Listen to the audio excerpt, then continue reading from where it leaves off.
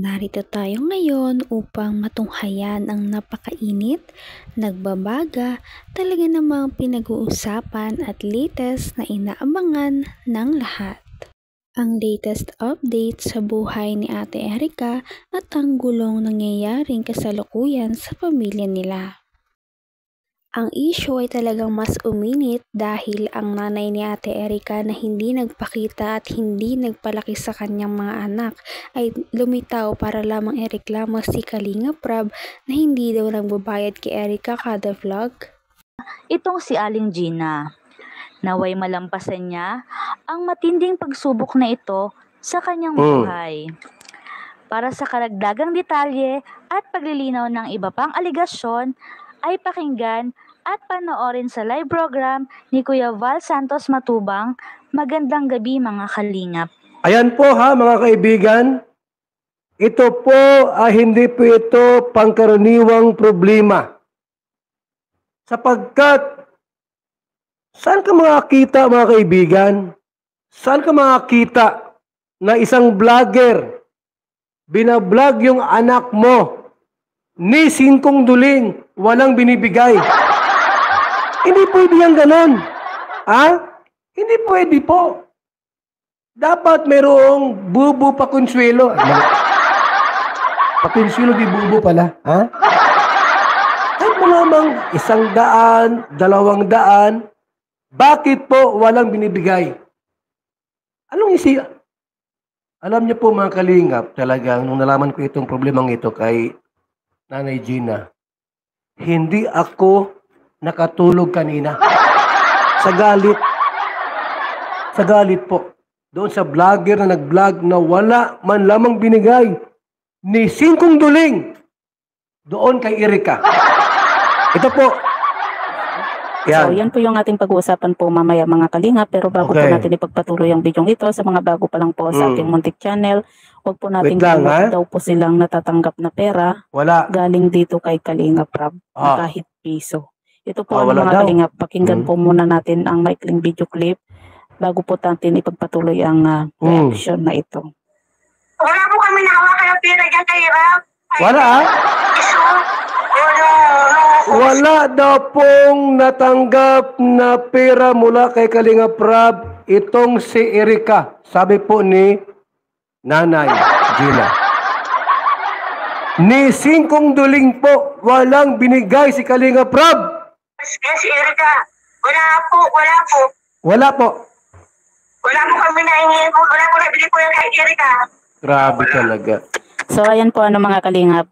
Narinig po natin at maliwanag pa po sa sikat ng araw ang sinabi nga po ng nanay ni E at sinasabing wala daw po silang natanggap nga po. Wala. Dito kay Kalinga Prab na pera kahit piso. Sipin mo yan mga kaibigan. At kung matatandaan nyo po, Naparating nga ni Aling Gina na talagang pineperahan lamang ni Kalinga Prab si Erica at ang kanyang kasikatan, ganun ang kanyang love team dahil marami ang nanonood at hindi niya daw ito binabayaran dahil yung mga sponsors lamang daw ang nagbabayad kay Erica at nagbibigay ng tulong na pinansyal. Ngunit si Kalinga Prab daw ay wala. Kalinga Prab! Si Erica, wala po. Wala po. Wala po kami nahingi. Wala po nabili po yung kay Erica. Grabe talaga. So ayan po mga kalingap. Narinig po natin at maliwanag pa po sa sikat ng araw ang sinabi nga po ng nanay ni E at sinasabing wala daw po silang natanggap nga po. Wala. Dito kay Kalinga Prab na pera kahit piso. Sipin mo yan mga kaibigan. At kung matatandaan nyo po mga kalingap at kung babalikan po natin yung mga vlog nga po ng Kalinga Prab dito na po kay E mula part 1, part 2, part 3. Pag-people na nga kayong tinawag. Kami po mga nasa gobyerno. Di ba kami nagkialam sa mga vlogger na yan? At sabi nga namin, okay naman nakakatulong sa gobyerno.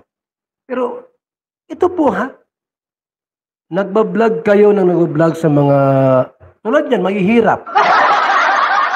Ini-expose nyo yung kahirapan ng tao. Tapos wala kayong tinutulong. Anong tawag yan? Poverty porn yan. Hanggang sa ilang part nga po yun. Makikita po natin dito kay Kalinga Prab yung pagbibigay nga po niya ng pera dito kay E. Mayroon ba? Meron? Kaya bakit sinasabi po nila na wala pong naibigay na tulong itong si Kalinga Prab dito kay I, na samantalang sa part 1 pa lang po ay nakapagbigay na po itong si Kalinga Prab ng 5,000 pesos. At sa part 2 po ay nagbigay din po itong si Kalinga Prab ng 4,000 pesos. Ganon din po sa part 3 at part 4 nga po. Pero yun nga po mga kalingap, sa part 3 at saka sa part 4 ay hindi po natin alam kung magkano po yung naiabot nga po nitong si Kalinga Prab dito kay I. Kasi nga po hindi po nabanggit ni Kalinga Prab kung Regina! Bukas, pupunta ako dyan sa bahay ninyo. Para matulungan kita sa problema mo. Ilista ko lahat yung mga vlogger na nagbablog sa inyo dyan. Itutulpo natin. Ha? Akong bahala sa gastos. Lahat ng reklamo mo, sabihin mo sa akin bukas. At lahat ng mga vlogger dyan, narinig ko ata may narinig kang Bombay ay Kuya Ruben. Kasama yan sa kaso. Talagang aaksyonan daw ito ni Kalingap Val Santos Matubang at hindi niya ito papalagpasin dahil nga lumapit sa kanya si Aling Gina na talaga namang nanay ni Ate Erica na hindi talaga nagpakita simula noong ito ay bata.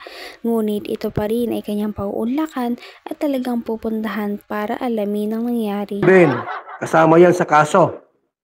Sino pa? Dr. Love, kasama. Ha?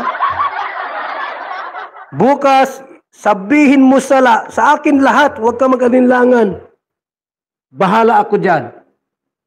Kakasuhan natin sila. Ha? Astilan, wala silang tinulong sa anak mo.